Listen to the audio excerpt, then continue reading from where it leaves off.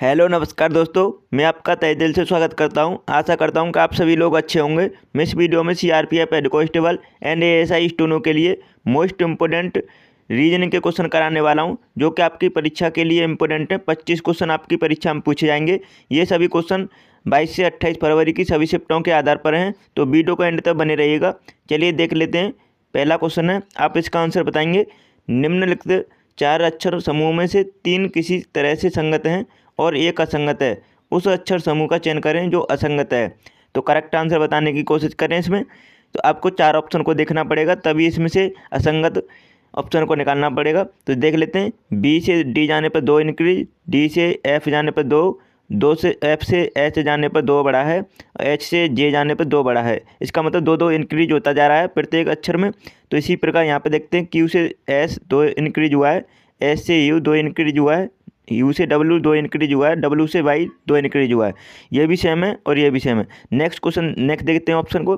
जे से L 2 increase हुआ है, एल से एन कितना हो रहा है इंक्रीज, 2 इंक्रीज हो रहा है, एन से पी 2 इंक्रीज हो रहा है, पी से आर 2 इंक्रीज हो रहा है। अब अगले में देखते हैं, ये भी सेम है।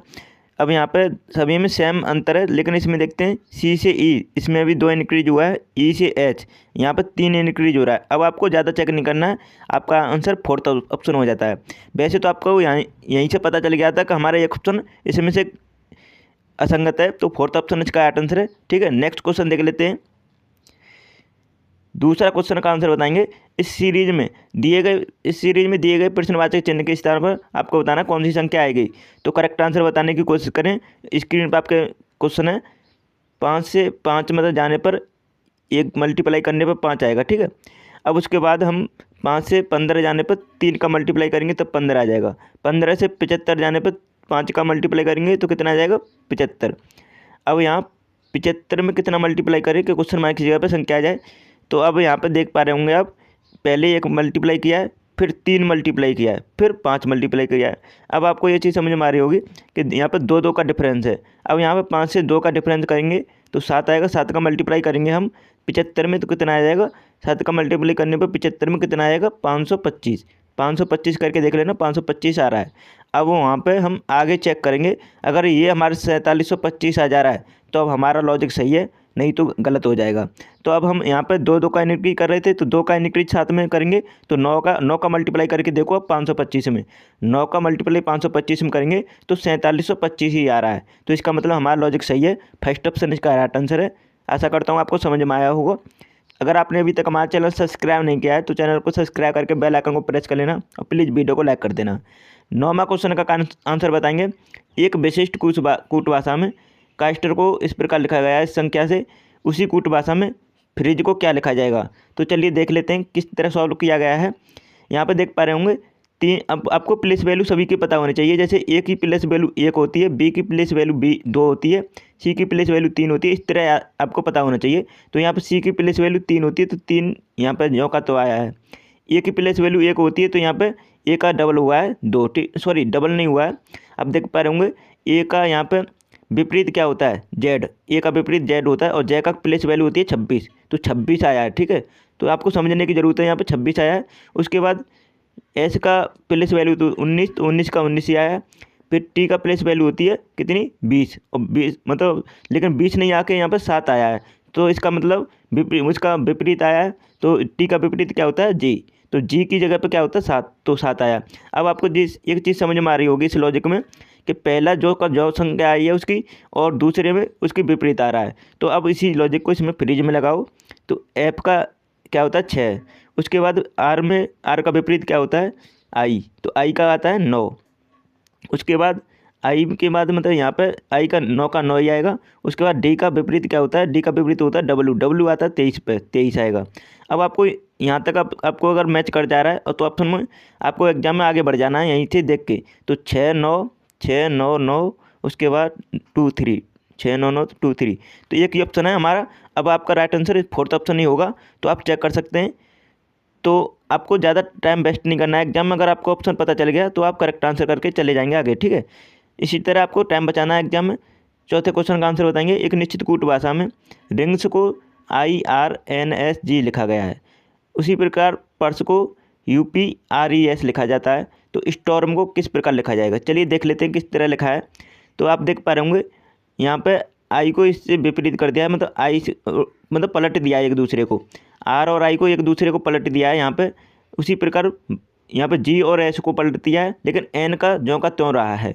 इसी प्रकार इसमें देखो, इसमें लॉजिक यही भी है, पी और यू को एक दूसरे को पलट दिया है, आर ज्यों का त्यों रहा है, और एस और ई को पलट दिया है, ठीक है।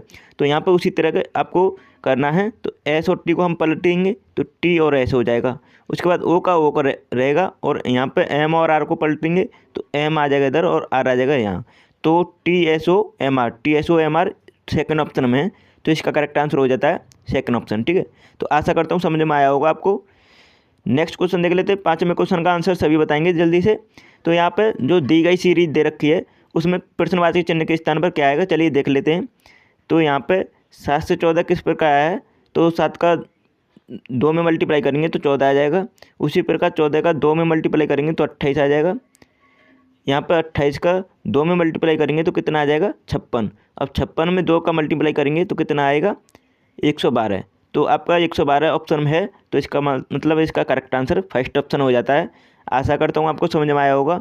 आपको ये क्वेश्चन इजी लग रहे होंगे, लेकिन मैं बता दूं एग्जाम में इतना प्रेशर होता है कि आप इजी क्वेश्चन को भी स्किप करके चले जाते हैं और फिर बाहर आके बोलते हैं कि इतना टफ मतलब रीजन क्वेश्चन पूछे जा रहे हैं, इतने टफ क्वेश्चन पूछे जा रहे हैं।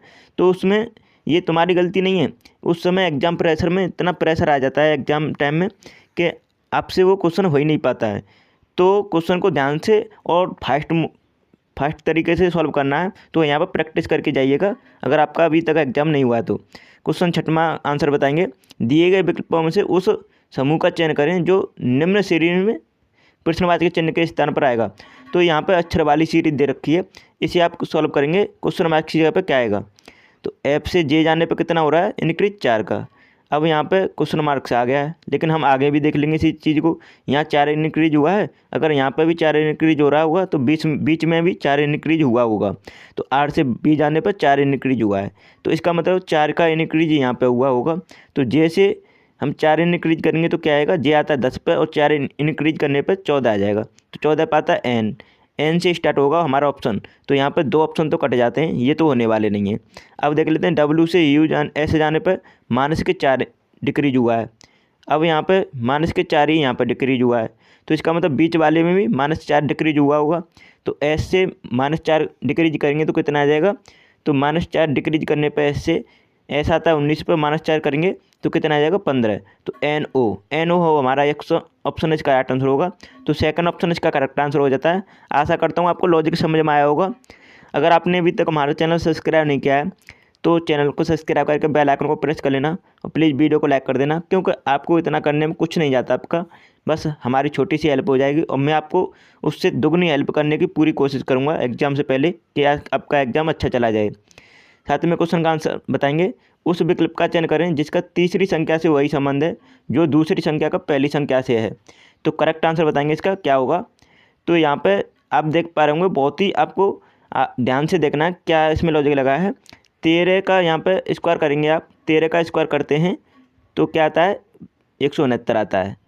उसी प्रकार आपको 21 का स्क्वायर करेंगे, आपको स्क्वायर सभी का आना चाहिए, लगभग आपको 20 तक तो स्क्वायर आना ही चाहिए, नॉर्मल सी बात है 20 तक तो।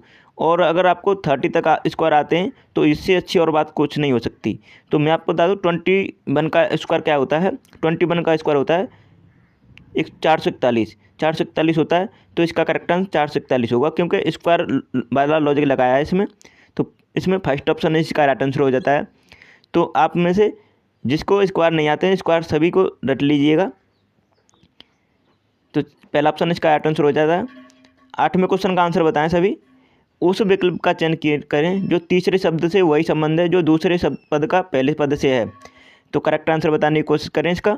जल्दी से आपका कमेंट में आंसर आ जाना चाहिए इतने में। तो यहाँ पे सी से बी जाने पर -1, ए से बी जाने पर +1, एम से एल जाने पर -1, ई से एफ जाने पर +1 और एल से के जाने पर -1।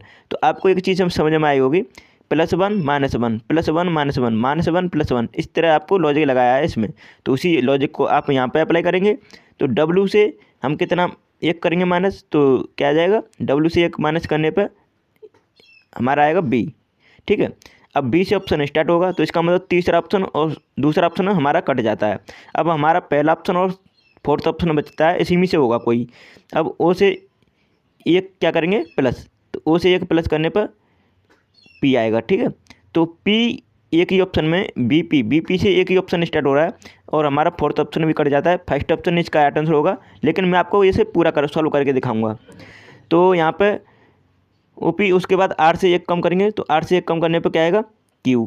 उसके बाद हम एक ज़्यादा करेंगे D से E आएगा, उसके बाद एक कम करेंगे S से तो R आएगा।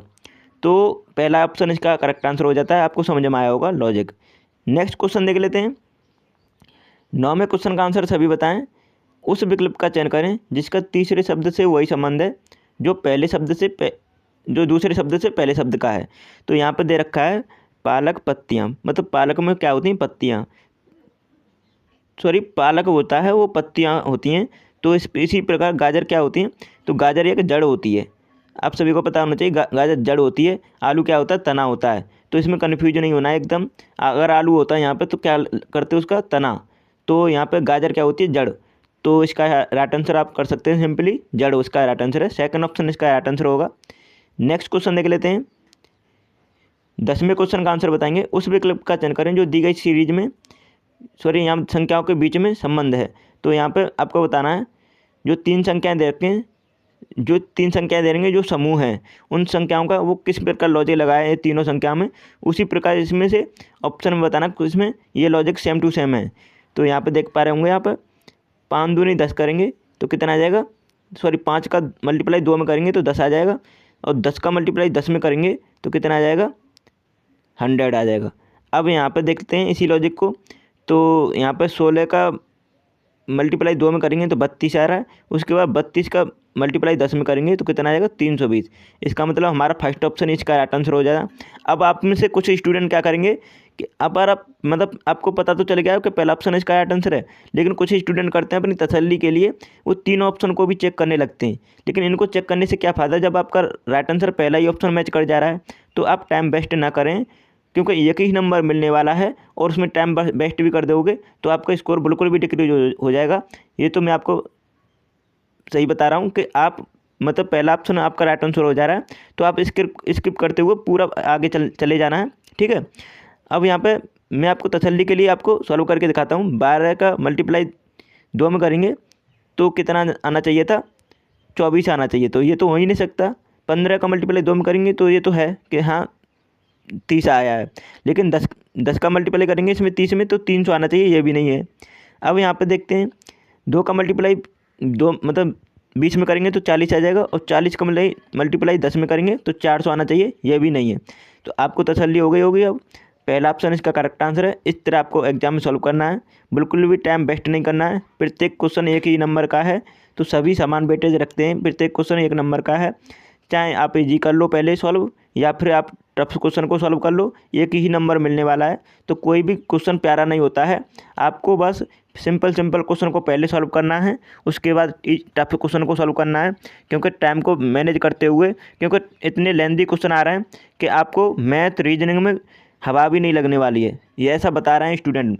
तो मैं आपको बता रहा हूँ कि आपको अगर ज़्यादा से ज़्यादा अटेम्प्ट करना है तो एक ही रणनीति बनानी है कि पहले सिंपल क्वेश्चन को सॉल्व करना, उसके बाद टफ क्वेश्चन पे बाद में सॉल्व करना। ये रणनीति होनी चाहिए आपकी। मान लीजिए आप सिंपल क्वेश्चन आपको 50 सॉल्व कर देते हो तो उसके बाद आप 50 में से 30 क्वेश्चन निकालने में समय नहीं लगेगा, लेकिन प्रेशर नहीं रहेगा फिर तुम्हारे पास, क्योंकि तुम्हें लगेगा 50 क्वेश्चन में कर चुका हूँ, वो भी करेक्ट। तो ये इसी प्रकार आप रणनीति बनाना। और आपने हमारी सभी वीडियो नहीं देखी हैं तो चैनल से मतलब जाने से पहले सभी वीडियो को देख लेना एग्जाम से पहले। और आपने अभी तक हमारा चैनल सब्सक्राइब नहीं किया है तो चैनल को सब्सक्राइब कर लेना, और प्लीज़ वीडियो को लाइक कर देना, शेयर कर देना। Thanks for watching my video.